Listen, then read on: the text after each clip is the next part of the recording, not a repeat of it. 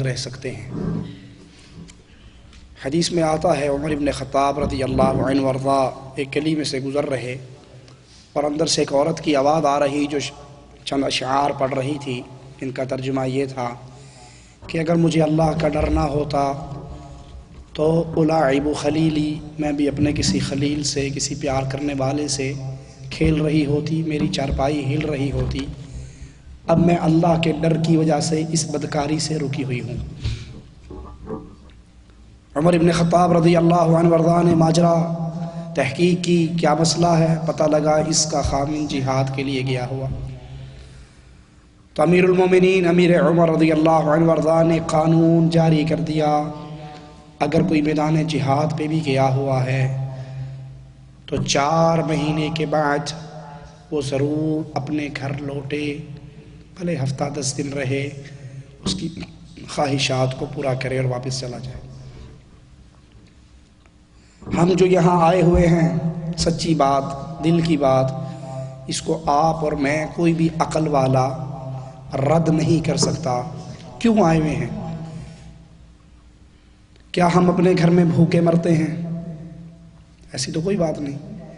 مزدور دہاڑی کرنے والا، مزدوری اینٹیں اٹھانے والا، بلاک اٹھانے والا، وہ بھی وہاں پہ 100 روپے 150 روپے دہاڑی کماتا ہے۔ پھر یہاں کیوں آئے؟ وہاں 100 روپے ملتے ہیں، یہاں 60 ریال مل جاتے ہیں۔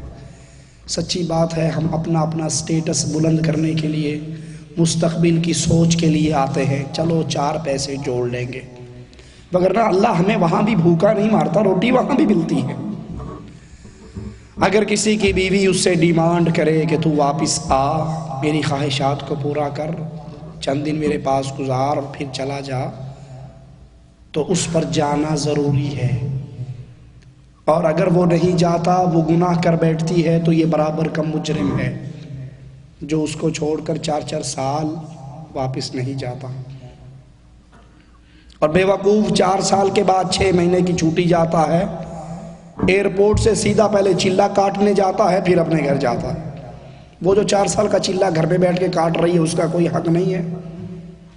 اگر کسی کی بیوی ڈیمانڈ کرے، اس پہ جانا ضروری ہے۔ اور اگر کوئی یہ کہے میں اللہ سے ڈرنے والی ہوں، تو کوئی حرج نہیں، 2-4 سال لگا لے، نہ آ، بیوی اجازت دے تو پھر کوئی حرج نہیں، کام کرتے رہو۔ اور اگر وہ بلائے تو جانا ضروری ہے۔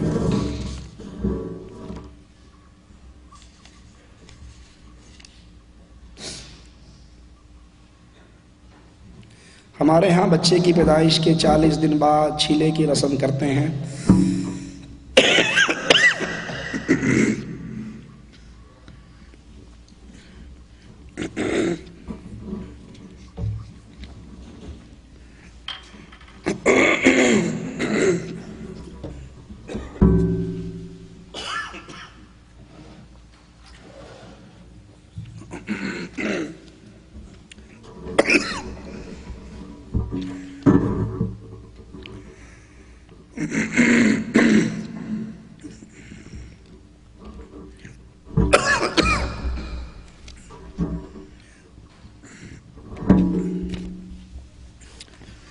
10 دن بعد میرے گھر میں یہ رسم ہونے والی ہے۔ میں نے سختی سے منع کیا لیکن کوئی سنتا نہیں۔ بچے کی پیدائش کے بعد جب خون آنا بند ہو جائے تو عورت کو غسل کر لینا چاہیے۔ وہ نماز کا سلسلہ جو اس پہ کٹ گیا تھا وہ دوبارہ شروع ہو جائے گا، لیکن اس پہ خاص کوئی رسم و رواج کرنا، اس کی دلیل قرآن و حدیث سے ہمارے علم میں نہیں۔ عورت چھیلا نہا لی، اب وہ پاک صاف ہو گئی، وہ اپنی اللہ کی عبادت کے لیے کمر بستہ ہو جائے۔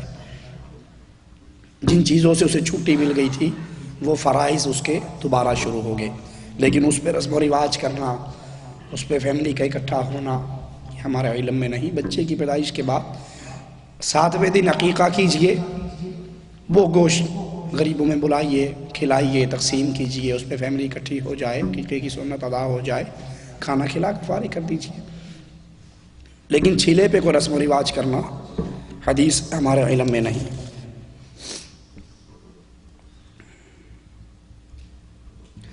صلاۃ التسبیح کے بارے میں بڑی فضیلت بتائی گئی ہے قرآن و حدیث کی روشنی میں۔ صلاۃ التسبیح کے بارے میں بتائیے۔ صلاۃ التسبیح پڑھنا اکیلے کا ثابت ہے، کوئی انفرادی پڑھنا چاہے تو پڑھے۔ ہمارے ہاں جو صلاۃ التسبیح کی جماعت ہوتی ہے تو جماعت سے پڑھنا بدعت ہے، کسی حدیث سے ہمارے علم کے مطابق ثابت نہیں۔ نو مسلم کو کافر کی اولاد کہنے والے پر کیا واجب ہے؟ وہ اللہ سے توبہ کرے، اللہ سے ڈرے، اللہ کا خوف کھائے۔ کہیں قیامت کے دن یہ اس کا گریبان پکڑ لے کہ اس نے مجھے گالی دی تھی، اگر جواب پہ میں بھی گالی دے دیتا۔ عار دلوائی اس نے۔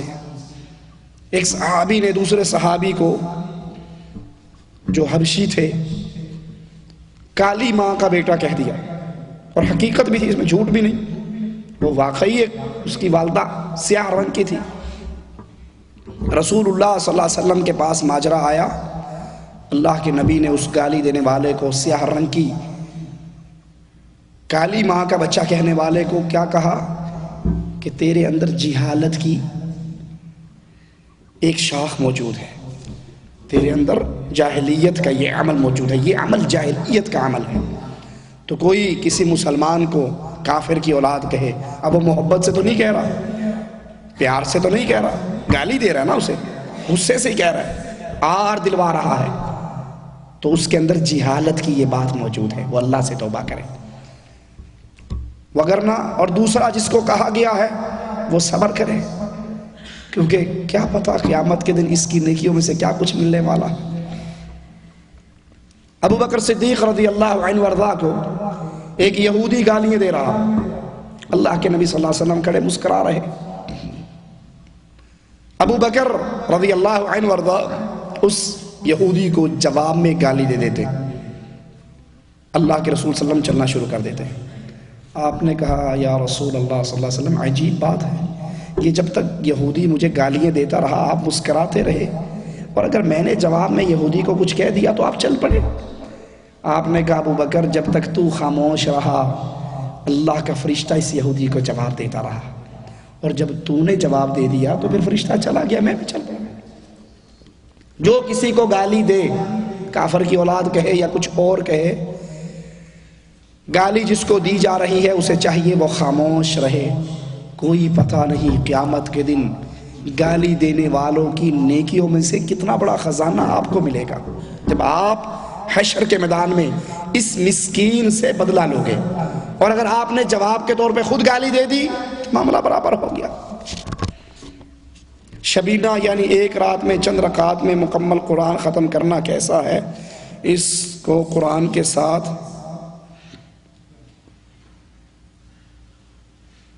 زنا سے تشبیہ دینا کیسا ہے؟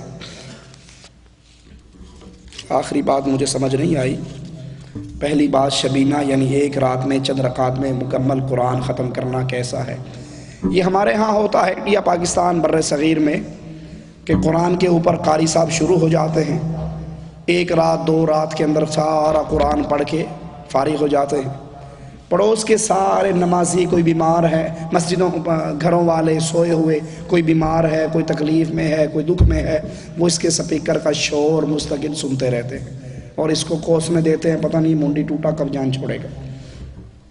یہ عمل سنت رسول اللہ صلی اللہ علیہ وسلم سے ثابت نہیں ہے۔ قرآن عمل کے لیے آیا، انسان کے درجات کو بلند کرنے کا سبب بنتا ہے۔ آپ نے قرآن پڑھنا ہے 3 دن کے اندر آپ کو اجازت ہے، اللہ کے نبی کی حدیث سے اپنے گھر میں پڑھیے، لیکن کرائے کا مولوی